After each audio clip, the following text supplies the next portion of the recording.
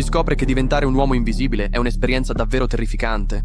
Gli sperimentatori hanno versato colla sul corpo dell'uomo, l'hanno spalmata sul viso e poi usato un ventilatore per asciugarla. Dopo che la colla si è solidificata, hanno tagliato un foro e gli hanno messo occhiali.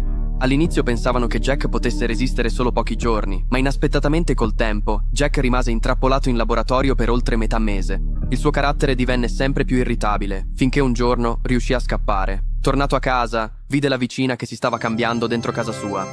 Nel momento più critico, la donna tirò la tenda, Jack si guardò allo specchio e capì di poter diventare invisibile. Questo voleva dire che poteva fare tutto ciò che voleva.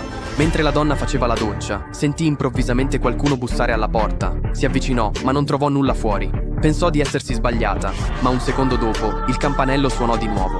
La donna era un po' confusa, si avvicinò alla porta, la aprì, ma trovò il corridoio ancora vuoto. Proprio in quel momento Jack si intrufolò silenziosamente in casa sua.